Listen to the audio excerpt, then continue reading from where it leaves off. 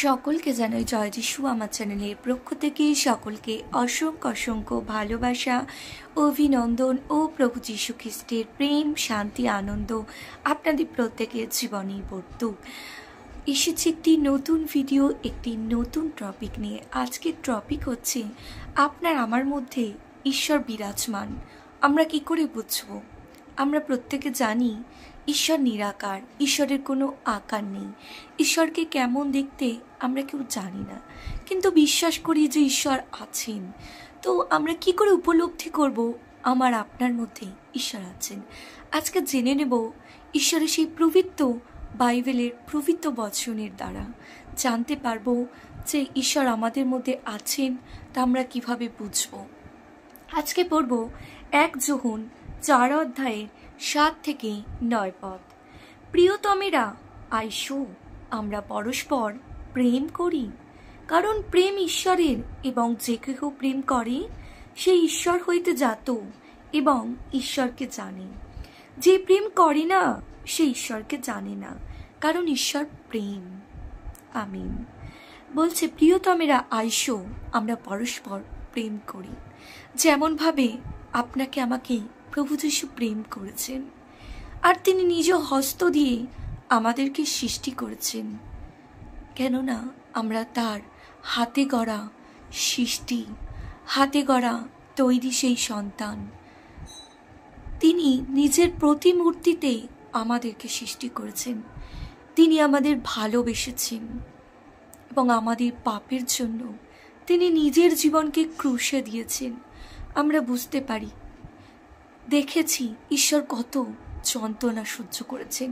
ঈশ্বর কাঁটার মুকুট বিঁধেছেন, তবু তিনি মুখ খোলেননি। তিনি নীরব হয়েছেন, কারণ তিনি আমাদেরকে ভালোবাসেন। তিনি এসেছিলেন এই পৃথিবীতে আমাদের মতো পাপীদের উদ্ধার করতে, আমাদের মতো পাপীদের মনকে পরিবর্তন করতে। তিনি কিন্তু আমাদের ধর্ম পরিবর্তন করতে আসেননি। তিনি এসেছিলেন আমাদের মনকে পরিবর্তন করতে। তিনি এসেছিলেন আমাদের মধ্যে ভালোবাসা জাগাতে। তিনি এসেছিলেন আমাদেরকে সেই দুঃখ, কষ্ট, জর্জরিত যন্ত্রণা থেকে মুক্তি দিতে, কারণ তিনি পরিত্রাণদাতা ঈশ্বর।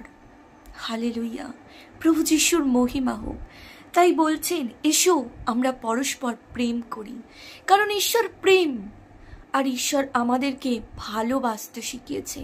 সেই ক্রুশ আমাদেরকে শিখিয়েছে ভালোবাসা কাকে বলে, ঈশ্বরের সঙ্গে মানুষের কি সম্পর্ক। সেই ক্রুশ আমাদের প্রতিবার মনে করিয়ে দেয় যে ঈশ্বর আমাদের কতটা ভালোবাসেন। তাই 1 যোহন 7 পদে বলছে, যে কেহ প্রেম করে সে ঈশ্বর হইতে জাত, সে ঈশ্বরের কাছ থেকে এসেছে। তাই যদি আমাদের মধ্যে প্রেম না থাকে, তাহলে কিন্তু আমরা ঈশ্বরকে জানি না। যদি আমাদের মধ্যে প্রেম থাকে, আপনার আমার মধ্যে ঈশ্বর অবশ্যই বিরাজমান। আমাদের প্রত্যেকের মধ্যেই কিন্তু প্রেম আছে, কারো মধ্যে কম, কারো মধ্যে বেশি, কিন্তু ঈশ্বর প্রেম। ঈশ্বর তার পবিত্র বাক্যে কি বলছে? ঈশ্বর প্রেম। আর প্রেম, সেই প্রেম যেন গভীরতর প্রেম হয়।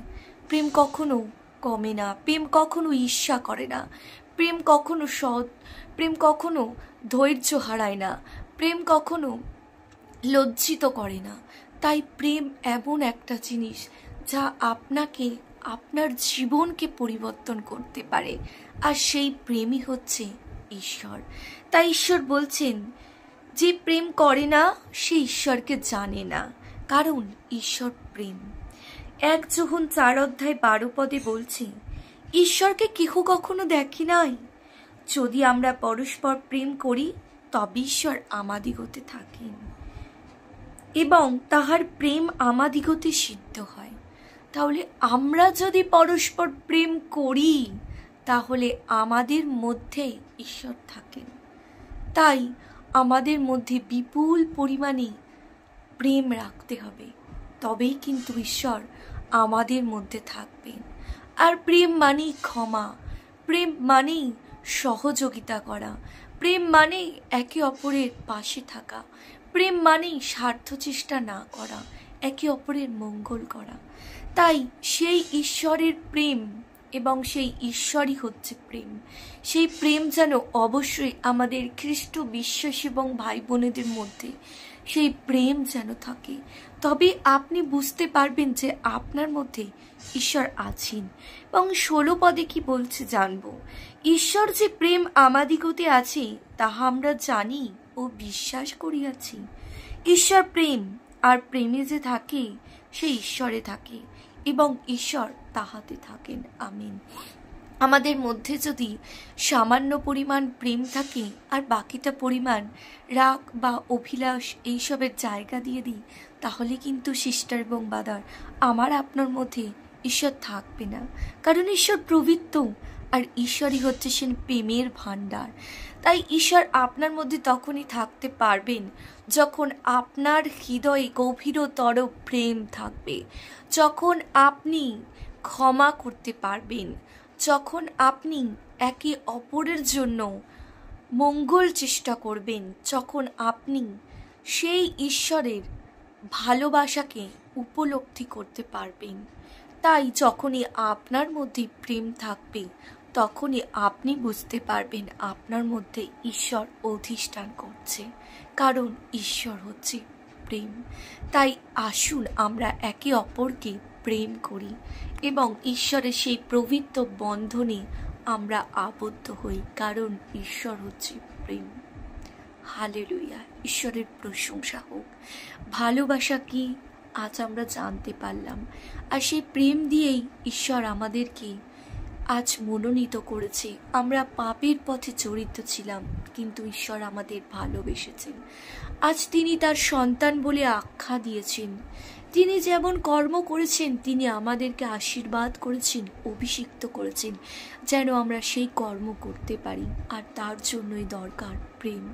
আজ আমাদের পৃথিবীতে বড়ই প্রেমের অভাব। তাই আসুন আমরা খ্রিস্ট সন্তান হয়ে একে অপরের কাছে প্রেম বিলিয়ে দিই, একে অপরকে ঈশ্বরকে জানতে সাহায্য করি যে ঈশ্বর প্রেম। তাই ঈশ্বরের মহিমা প্রশংসা হোক, ঈশ্বরের গৌরব হোক। সকলে সুস্থ থাকুন, ভালো থাকুন, ঈশ্বরের উদ্দেশ্য, ঈশ্বরের পরিকল্পনা অনুযায়ী চলুন। সকলকে জয় যিশু জানিয়ে আজকের ভিডিও এই পর্যন্ত। যদি আপনাদের এই ভিডিওটি ভালো লেগে থাকে অবশ্যই লাইক, শেয়ার, কমেন্ট করতে ভুলবেন না।